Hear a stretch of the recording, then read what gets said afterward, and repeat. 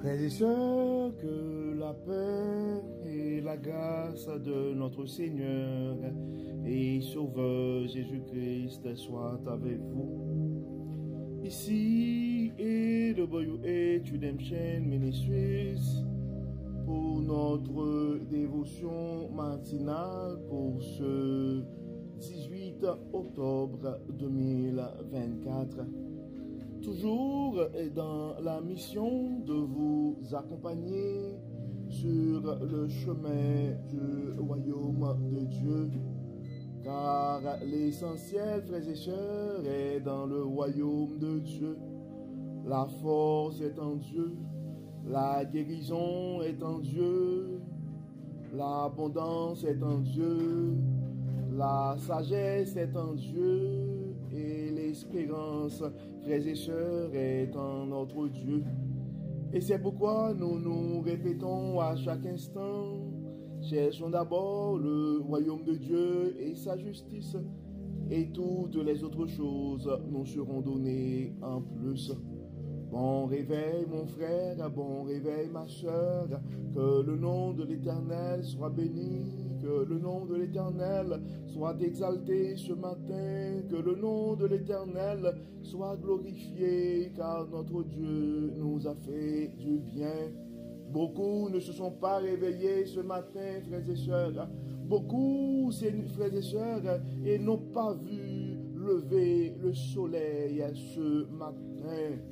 C'est pourquoi nous devons rendre gloire à Dieu, car le psalmiste nous dit que tous ceux qui respirent louent l'Éternel. Donc que le nom de l'Éternel soit béni ce matin, que le nom de l'Éternel soit glorifié. Crions, frères et sœurs, Ebenezer, jusqu'ici l'Éternel nous a secourus. Oui, nous avons tous ce matin une raison pour rendre gloire à Dieu, une raison pour bénir son Saint-Nom, car il nous a fait du bien. Donc, frères et sœurs, avoir la possibilité de pouvoir se réveiller avec Dieu, c'est toute une bénédiction. Car c'est une opportunité que Dieu nous offre de pouvoir commencer et de pouvoir nous réveiller avec lui. Comme on aime le dire, frères et sœurs, un réveil avec Dieu nous offre cette possibilité d'avoir une journée remplie de sa faveur. Et en accumulant des journées remplies de la faveur de Dieu, frères et sœurs, nous allons finir par avoir une année remplie de sa bonté. Et en accumulant des années remplies de la bonté de Dieu, nous allons finir par avoir une vie comblée de ses plus riches bénédictions sur plusieurs générations. Et c'est pourquoi si tu penses à un frère, si tu penses à une sœur ce matin, eh ben c'est le temps de partager ce message, car on ne sait jamais ce que la parole de Dieu peut faire dans la vie de l'un de ses enfants bien-aimés.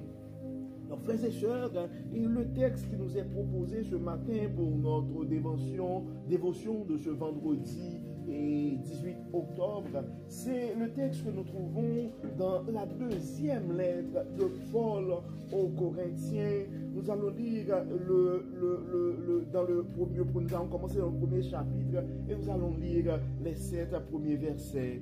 2 Corinthiens, chapitre 1er, versets 1 à 7. Paul, apôtre de Jésus-Christ, par la volonté de Dieu, et le frère Timothée, salue l'Église de Dieu qui est à Corinthe, ainsi que tous les membres du peuple saint dans l'ensemble de l'Achaïe. Que la grâce et la paix vous soient accordées par Dieu notre Père et par le Seigneur Jésus-Christ. Béni soit Dieu, le Père de notre Seigneur Jésus-Christ, le Père qui est plein de bonté, le Dieu qui réconforte dans toutes les situations. Il nous réconforte dans toutes nos détresses afin qu'à notre tour, nous soyons capables de réconforter ceux qui passent par toutes sortes de détresses en leur apportant le réconfort que Dieu nous a apporté. De même, en effet, que les souffrances de Christ surabondent dans notre vie, le réconfort qu'il nous donne surabonde. Si donc nous passons par la détresse, c'est pour notre réconfort et votre salut. C'est pour votre réconfort et votre salut. Et si nous sommes réconfortés, c'est pour que vous recevez vous aussi du réconfort, afin de pouvoir supporter les mêmes souffrances que celles que nous endurons. Et nous possédons à votre sujet une ferme espérance, car nous savons que si vous avez part aux souffrances, vous avez aussi part au réconfort. Il faut en effet que vous sachiez, frères et sœurs, quelle détresse nous avons connue dans la province d'Asie. Nous étions écrasés à bout de force, au point même que nous désespérions de conserver la vie. Nous avions accepté en nous-mêmes notre condamnation à mort. Cela nous a permis à ne pas mettre notre confiance en nous-mêmes, mais uniquement en Dieu qui ressuscite les morts. C'est pourquoi, en fait, c'est lui qui nous a délivrés d'une telle mort et qui nous en délivrera encore. Oui, nous avons cette espérance en lui, qu'il nous délivrera encore, et vous y contribuez en priant pour nous. Ainsi, le don de la grâce qu'il nous accorde en réponse aux prières de beaucoup sera aussi pour beaucoup une occasion de remercier Dieu à notre sujet.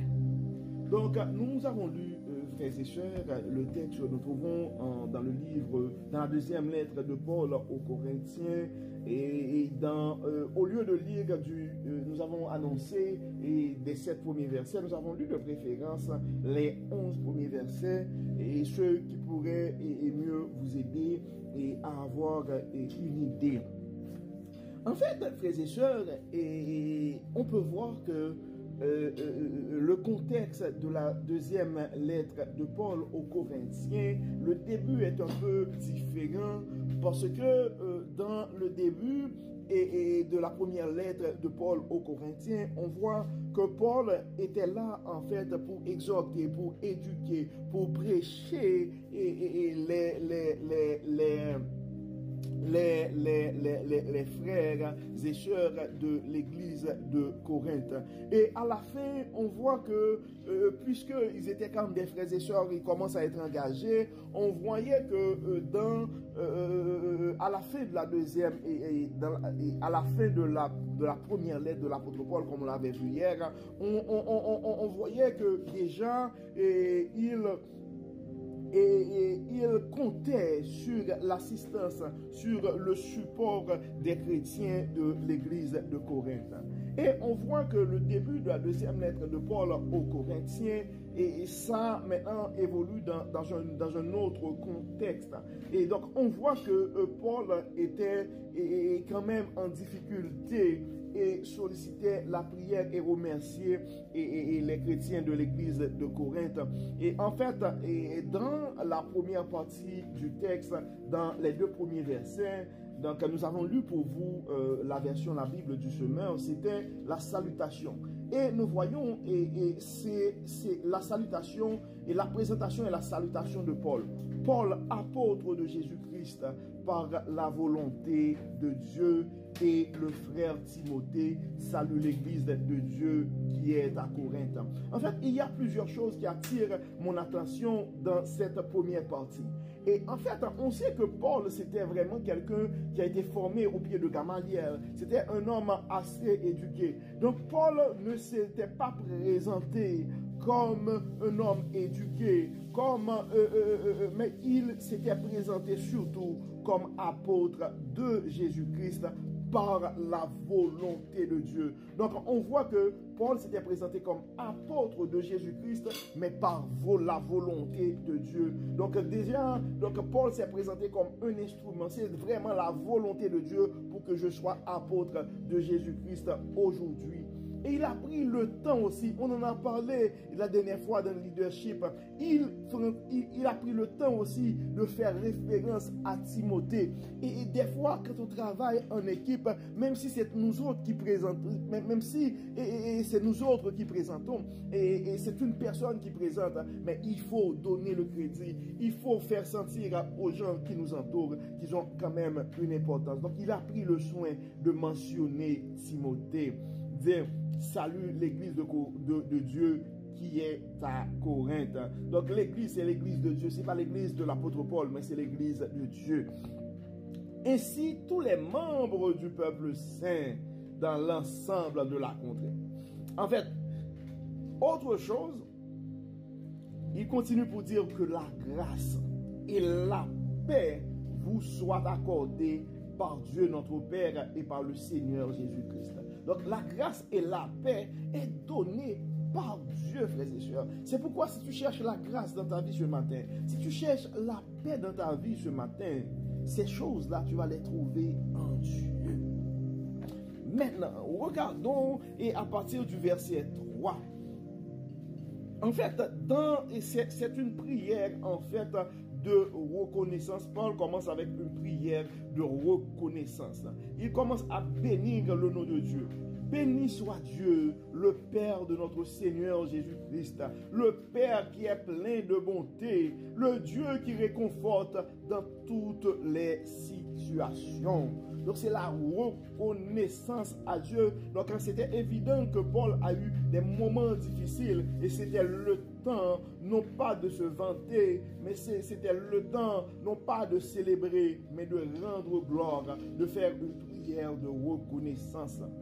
Donc il commence toujours pour donner le crédit à Dieu. Il nous réconforte dans toutes nos détresses afin qu'à notre tour, nous soyons capables de réconforter ceux qui passent par toutes sortes de détresse en leur apportant le réconfort que Dieu nous a apporté.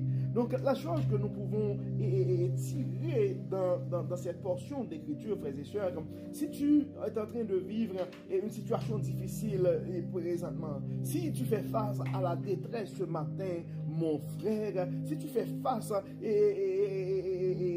des situations difficiles ce matin, ma chère, tu dois comprendre que le réconfort est en Dieu, la consolation est en Dieu, la protection est en Dieu. Et tu dois te rappeler aussi que dans ta situation ce matin, c'est toi qui es en train de vivre cette situation. Dieu, dans son amour, va t'aider à sortir de cette situation. Dieu va te réconforter, Dieu va te consoler. Mais il faut que ton réconfort, il faut que ta consolation soit aussi une source de réconfort et une source de consolation pour les autres. De même, en effet, que les souffrances de Christ surabondent dans notre vie, le réconfort qu'il nous donne surabonde. Si donc nous passons par la détresse, c'est pour votre réconfort et votre salut. Et si nous sommes réconfortés, c'est pour que vous receviez vous aussi du réconfort afin de pouvoir supporter les mêmes souffrances que celles que nous endurons. Généralement, nous le répétons souvent, frères et sœurs, le chemin du royaume, ce n'est pas un chemin, ce n'est pas un parcours sans détour. Et il y a des prix à payer pour poursuivre notre parcours sur le chemin du royaume. Mais nous devons nous rappeler que ces souffrances ne seront pas en vain, que ces sacrifices ne seront pas en vain. Car de la même manière que la souffrance de notre Seigneur Sauveur Jésus-Christ nous offre la possibilité, nous offre le plan de rédemption de Dieu, c'est la même chose que notre souffrance, que,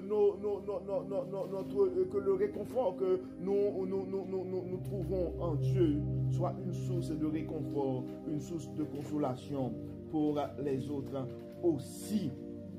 Dans le verset 7, ça continue pour dire « Et nous possédons à votre sujet une ferme espérance, car nous savons que si vous avez part aux souffrances, vous avez aussi part au réconfort. » C'est pourquoi la parole nous dit que Dieu ne va pas nous laisser tenter ou souffrir au-delà de notre force. Là où il y a la souffrance, Dieu va nous donner aussi son réconfort.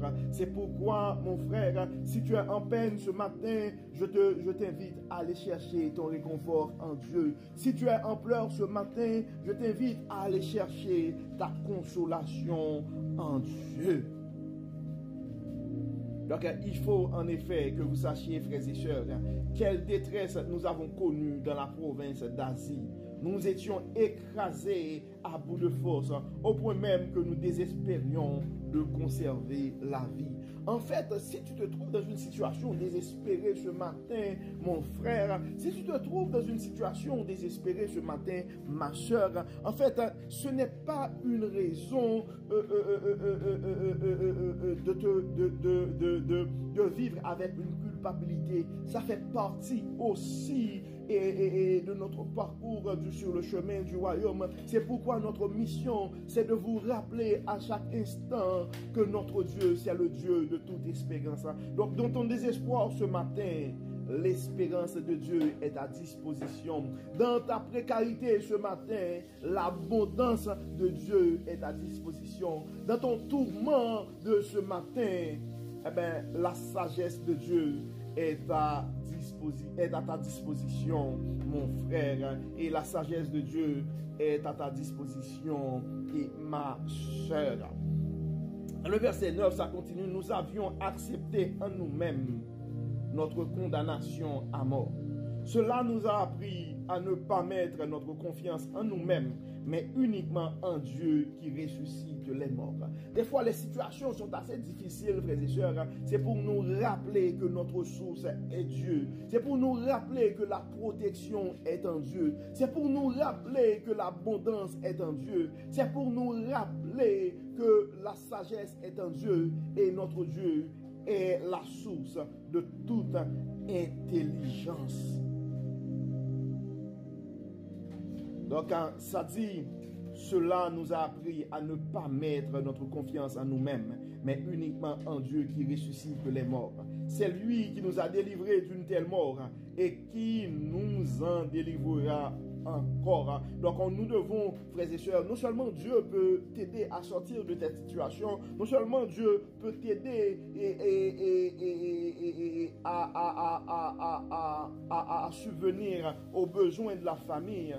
Dieu peut t'aider à décocher ce diplôme. Dieu peut t'aider à surmonter ce défi. Mais tu dois te rappeler aussi que le secours de l'Éternel est pour aujourd'hui, mais le secours de l'Éternel est pour demain aussi, car notre Dieu, c'est un Dieu c'est un Dieu éternel. Notre Dieu règne encore, jamais son amour ne s'endort. Donc nous pouvons continuer à compter sur son bras fort et sa puissance. Donc ça continue pour dire ainsi, le don de la grâce qu'il nous accorde en réponse aux prières de beaucoup sera aussi pour beaucoup une occasion de remercier Dieu à notre sujet. Donc des fois, frères et sœurs, peu importe, on voit que Paul est en train de faire des remerciements et pense que ce n'était pas juste sa prière, ses prières qui l'a sauvé, mais ce sont les prières de beaucoup d'autres, des frères et sœurs aussi. C'est pourquoi, et mon frère, c'est pourquoi ma sœur, si tu penses ce matin à un frère, si tu penses à une sœur, eh bien tu veux prendre le temps d'intercéder, de prier pour ce frère, de prier pour cette sœur. Donc, comme d'habitude, frères et sœurs, nous allons prier ce matin. Nous allons intercéder pour nos frères et sœurs qui sont en difficulté. Nous allons intercéder pour nos frères et sœurs qui sont malades. Nous allons intercéder pour nos frères et sœurs qui ont des soucis financiers. Nous allons prier pour des frères et sœurs qui vivent avec des angoisses, qui ont des problèmes dans leurs relations, soit avec des conjoints, soit avec des enfants, soit avec des parents. Nous allons prier pour ceux qui sont en train de vivre des situations délicates et qui ne peuvent espérer que sur la bonté de Dieu. Prions le Seigneur. Dieu de bonté, Dieu de miséricorde, nous te disons merci pour ton amour, merci pour ta grâce, merci pour ta fidélité, merci Seigneur pour tout ce que tu as fait pour nous. Dieu clément, Dieu trois fois saint, nous savons que nous sommes pécheurs, nous savons Seigneur que souvent nos pensées, nos paroles ne sont pas dignes du Dieu de bonté que tu es. C'est pourquoi nous te demandons ce matin de ne pas rentrer en jugement avec nous, de manifester ta faveur et ta miséricorde et d'accepter nos louanges, d'accepter nos remerciements, d'accepter nos actions de grâce.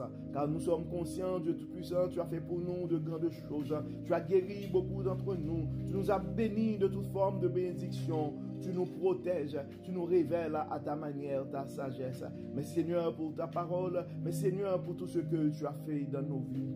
Dieu clément, Dieu de bonté, et nous aimerions profiter de cette occasion pour remettre entre tes mains nos frères et sœurs qui sont malades et nos frères et sœurs qui sont en train de vivre des difficultés et une difficulté quelconque. Beaucoup ont peur pour leur vie, beaucoup ont des situations assez délicates à gérer et beaucoup ont des problèmes de famille. Tu es le Dieu de toute sagesse, tu es le Dieu de toute espérance, tu es le Dieu de toute puissance. Nous les remettons entre tes mains ce matin.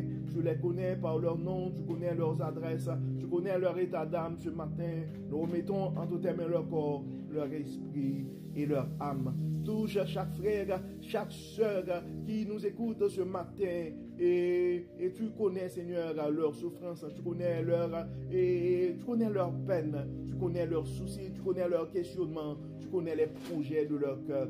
Nous demandons Dieu clément d'intervenir et de faire briller dans leur vie et ta bonté. Montre, Seigneur, non seulement à eux et aux gens qui les entourent, que tu es le Dieu de l'abondance, que tu es le Dieu de la sagesse et que tu es le Dieu de toute espérance. Nous te demandons, Seigneur, de guérir leurs maladies. Nous te demandons, Seigneur, de subvenir à leurs besoins. Nous te demandons, Seigneur, de résoudre leurs problèmes. Nous te demandons, Seigneur, de faire manifester ta bonté, ta puissance dans leur situation. Nous te demandons, Seigneur, de les accorder ce témoignage afin que leur réconfort d'aujourd'hui puisse être des sources de réconfort pour des frères et sœurs dans le futur.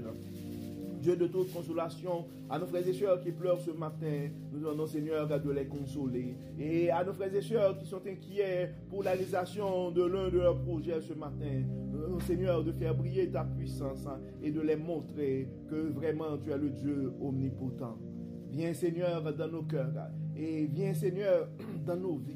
Éloigne de nous tout ce qui n'est pas de toi. Et permets, Seigneur, que ton Saint-Esprit soit vivant en nous. Aide-nous, Seigneur, à produire les œuvres de l'Esprit. Aide-nous, Seigneur, à pouvoir être une source de réconfort et une source de consolation pour nos frères et sœurs qui sont en détresse et pour nos frères et sœurs qui sont désespérés. Aide-nous, Seigneur, à faire et à être une source d'espérance pour eux autres. Et utilise-nous, Seigneur, comme un instrument pour qu'on puisse apporter à notre monde désespéré l'espérance qui est en toi. Aide-nous, Seigneur, à apporter à notre monde et l'amour qui est en toi, la sagesse qui est en toi.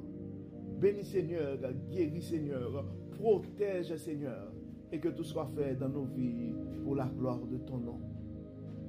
Au nom de Jésus, nous prions. Amen. Amen. Frères et sœurs, nous arrivons au terme de notre dévotion pour ce vendredi 18 octobre 2024. Nous espérons que votre âme a été bénie et d'ici là, nous vous souhaitons une excellente journée sous le regard du Dieu Tout-Puissant. Que le Seigneur nous bénisse, que le Seigneur nous protège, que le Seigneur nous accorde sa grâce et sa paix.